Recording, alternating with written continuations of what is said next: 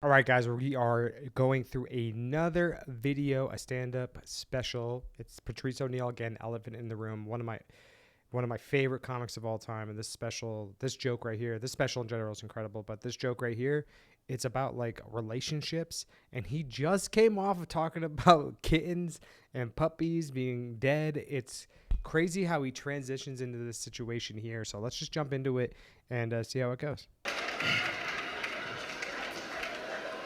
But I'm trying to save you, man, because you are the future, my friend. Because I'm finished.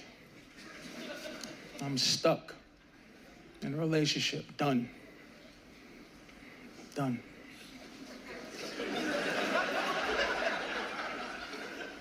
This is a man in love. Here's the face of a man in love.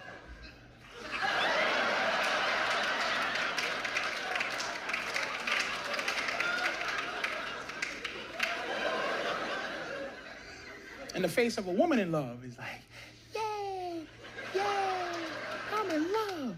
But the face of a man in like is like, yeah, man, I like her.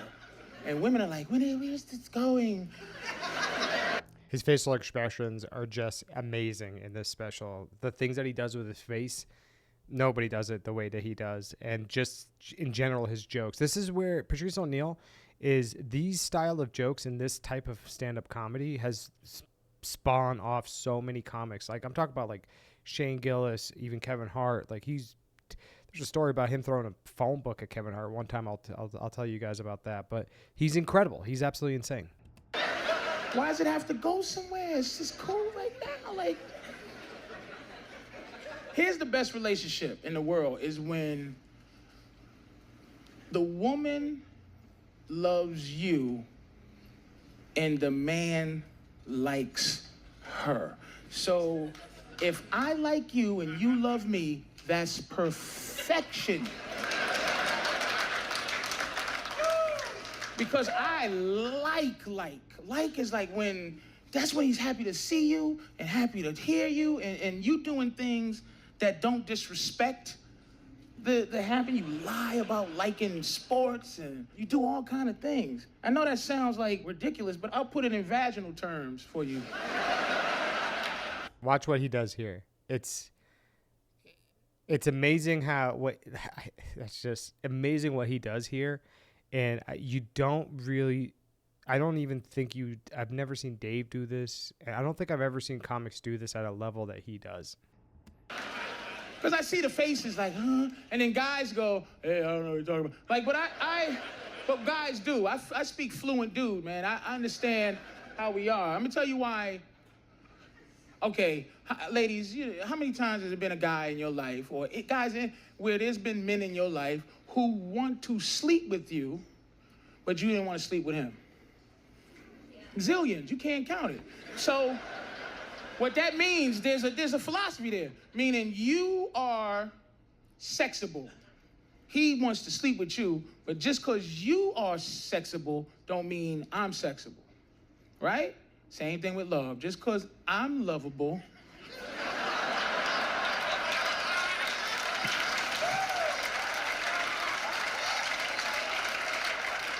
doesn't mean that you're lovable too. You're just likable to me.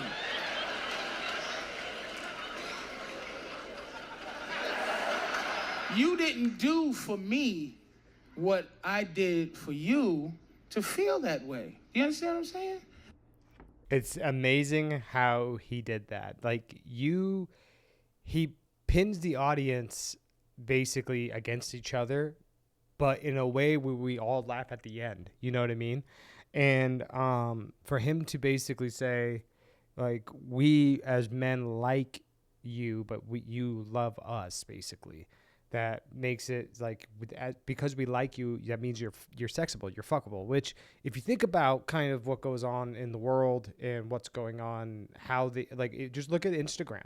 I go to try to find. I'm watching a video of somebody making pizza. I like this guy that owns Crispy's Pizza in New York City. Next thing you know, I scroll up. I see a girl with a fat ass making pizza. And the entire shot, yeah, you see some pizza, but you basically see ass. So what that tells you is that they make women sexable in this country, and that's just kind of how they do it.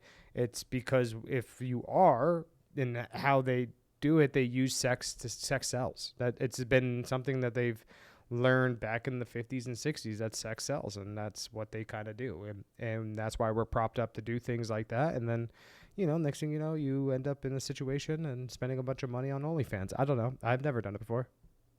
No, I'm just kidding. But it's amazing how he sets that up and how he goes into how women are sexable, fuckable, but men are not, right? And all women are like, yeah, exactly. Like every guy, how many guys try to have sex with you? Countless men. And they're like, right, because you're sexable, you're fuckable. But just because you're sexable, fuckable doesn't mean I am. Okay? And then he goes, just like, but for men, like, you love me, and just because I'm lovable, and then he pauses. And you see his little evil smirk, his little evil laugh start coming out. It's just hilarious. And he waits at the perfect time to finish it.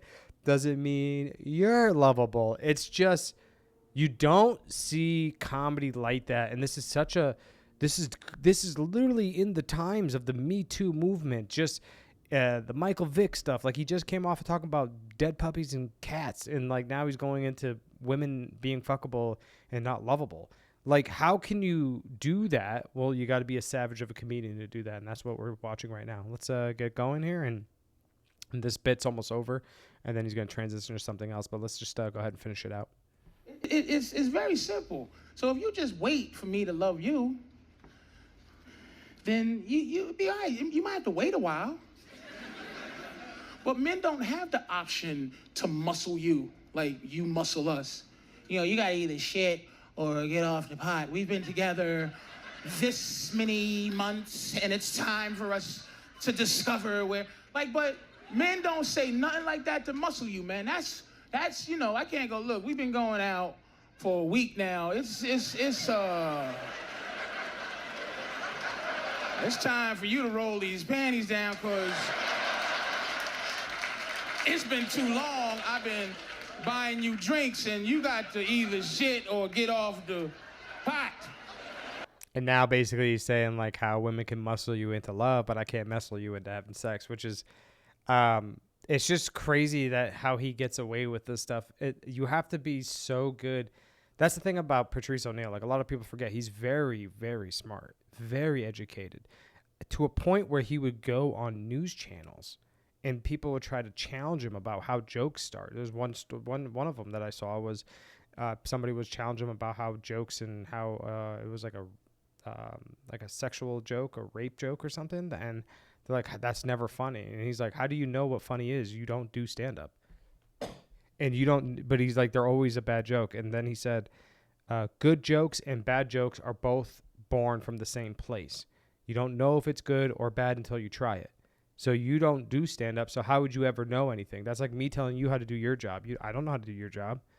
And it's just, and then he made a joke about it, and next thing you know, the anchor lady's talking about, you don't know funny. See, I'm making all these people laugh. He's making all the people holding cameras and everything. The anchor chick was laughing. It's like he's on another level of like understanding human psychology, and also just being able to just understand life on a whole nother level.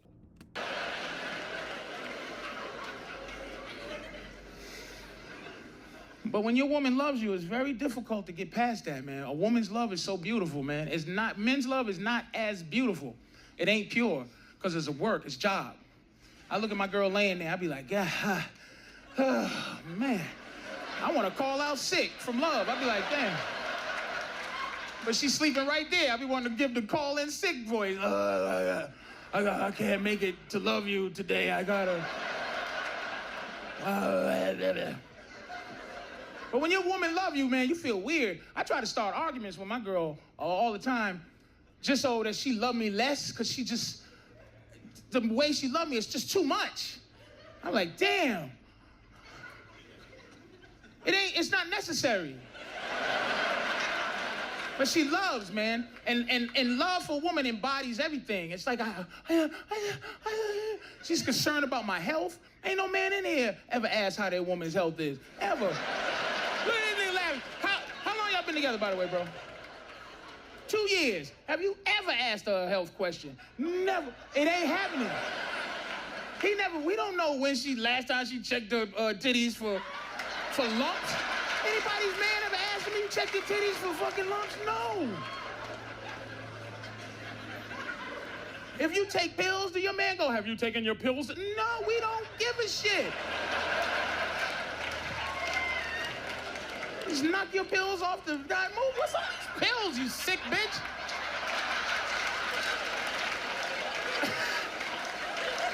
Sound like maracas around here. You're sick.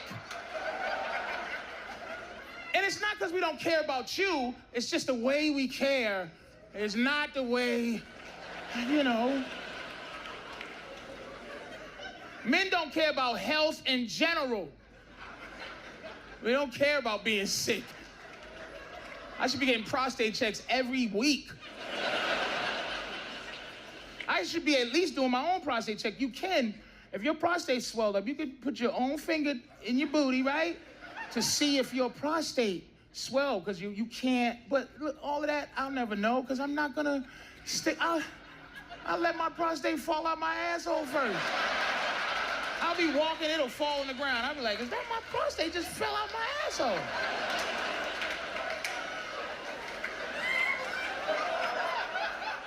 And I still wouldn't go to the hospital. I call one of my friends on the phone. Hey man, your prostate ever fall out your asshole? What you do about it? Put some duct tape? All right, put some duct tape. And that's Patrice O'Neal at his finest. Pushing the limits, pushing the boundaries. I mean, like, he's like that part where he's like, what the fuck are these pills, you sick bitch? And he knocks it over with his hands. Like, it's just so hilarious how he does that. And his freedom on stage and, like, his pauses are perfection. Patrice was also known not to write. So he never had a notepad. And he understood that yes, you can do that. It's not a problem. But like when you're always using a notepad or whatever, sometimes what ends up happening is you sound too much like a writer instead of somebody who's actually trying to talk to you. And the best way to connect to people is to talk to them normally, like you're having a conversation.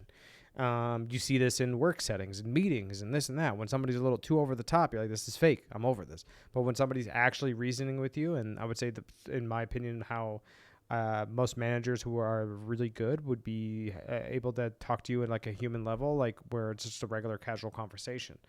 And that's what he does to all these people in his stand-up special here. He's remarkable, man. And unfortunately he did pass away, and it's crazy that he talks about diabetes and all that. That's what he died from. And this is what a legend looks like. You know what I mean? This is one of the greats of all time. This guy literally gave me inspiration to start comedy. Gave so many comics want to start comedy. The way that he just goes up there and slings it, man. I've never seen anyone do it like that at a level. And there's just he really did kind of kill his own career, but this was him coming back.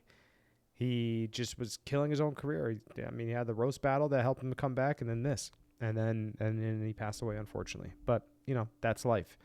Anyway, this was it's one of my favorite specials of all time. And I'll probably break it down a little bit more and find some more jokes that I just absolutely love. But I appreciate all the views lately. I got a video that hit 30K views. What? Dude, let's go. So thank you guys for supporting and being here. And I truly appreciate you. Love y'all. Make sure you subscribe, share with your friends, share the channel, do our thing. Let's keep laughing. Have a beautiful day. Bye.